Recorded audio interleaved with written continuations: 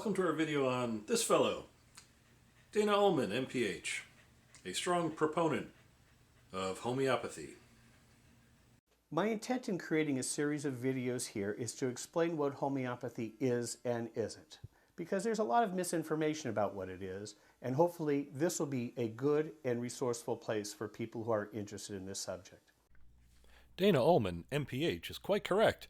There is a lot of misinformation about homeopathy. And we pretty much know the source of that misinformation, don't we? Homeopathy today is so popular in Europe, it's inappropriate to call it alternative medicine there. The ad populum fallacy. The popularity of something has no bearing on its effectiveness. To understand what homeopathy is, it's important to understand a basic principle of physiology and underlying assumption behind homeopathy. And that is that symptoms aren't necessarily something wrong with the person, but symptoms actually are defenses. They are adaptations of our body and mind in its efforts to fight infection and or adapt to stress. Well, that's technically correct. Wonder where Dana Ullman MPH is going with this. You don't suppose he's going to try and tie mainstream medicine to curing of only symptoms, do you? In that light, it is problematic when we use pharmacological means that suppress or inhibit these symptoms, because in doing so, we inhibit and suppress our own immune system and slow down the healing. Oh my, starting to sound like I called it.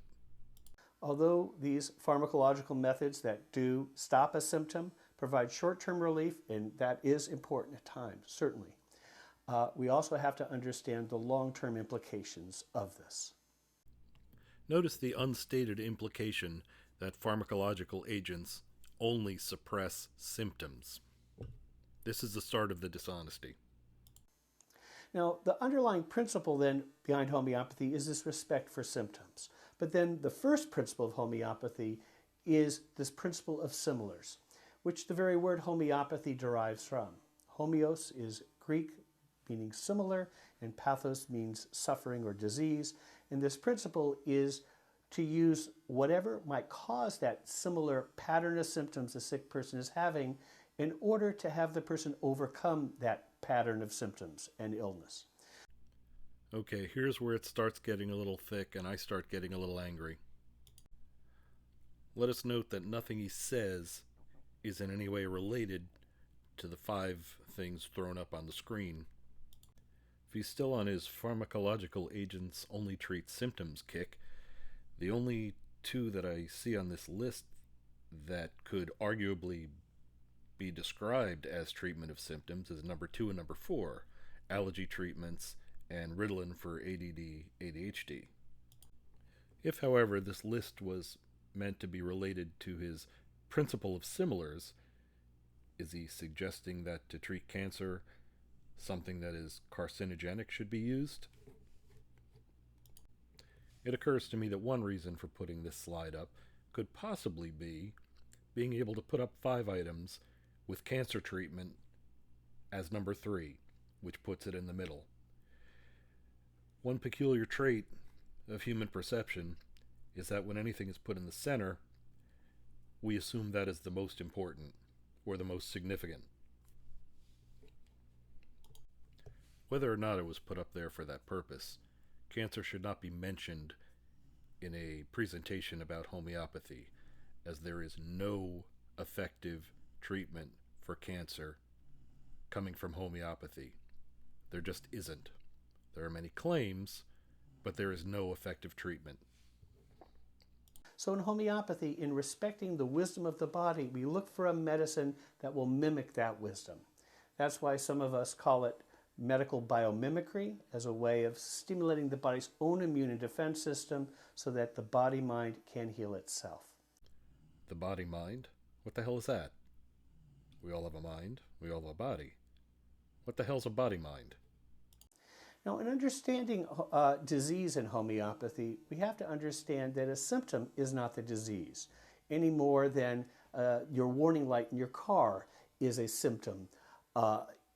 Instead of unscrewing the lamp, which will get rid of that symptom, you have to deal with the fundamental problem. Oop, there's that implication that conventional medicine does not address the fundamental problem. I have a hard time calling this anything but dishonesty. Also, understanding in homeopathy is that disease is not local, that all disease is syndrome. All disease is a part of our body-mind. Body-mind. What woo is this? Oh, and look, we're doing more repetition of the symptom issue.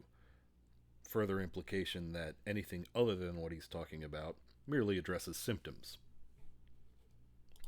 And just getting rid of one symptom is akin to lopping off the top of an iceberg as though the thing that's underneath the water doesn't exist. That will provide a short-term benefit of an irritation of what is seen above the water but doesn't do anything for what's underneath it. I know of no medical doctors who prescribe something to cover a symptom and then just call it a day. This video is but a seed. In order for it to grow, visit our website at homeopathic.com to learn more about homeopathy. Over 100 articles on it right there, plus access to everything you need to know so that you can take better control of your health and your life. Let's take a look at that website. Let's see what we have here.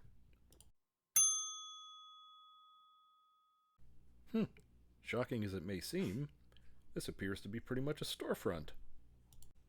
You don't suppose everything up to this point was intended to guide us to this storefront.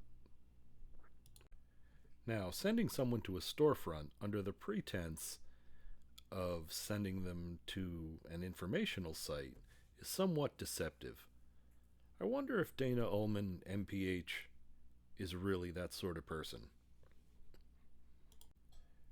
Here on Twitter, Dana Ullman MPH says that this article is published in a leading medical journal. That sounds impressive. Well, here's the article he referred to, and it certainly does appear to be published in a journal. But what's this?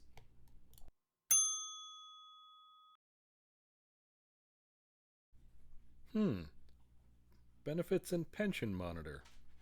Well, that is a respected journal. Unfortunately, it's not a respected medical journal. Benefits and Pension Monitor, a Canadian publication dealing with exactly what the title implies, benefits and pensions, describes themselves in the following way. Serving the industry since 1991, Benefits and Pensions Monitor is Canada's leading publication reaching plan sponsors in Canada's pensions and benefits market. Could Dana Ullman, MPH, have been unaware of this? I doubt it. You may be wondering what this MPH designation at the end of his name is. He never seems to go anywhere without it. MPH is a Master of Public Health degree.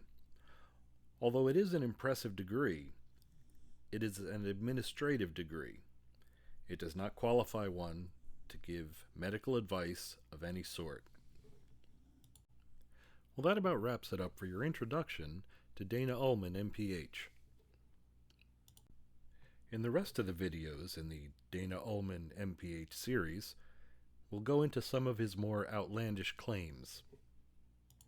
As always, I'd like to thank you for watching, and if you like this video, please remember to like and subscribe below.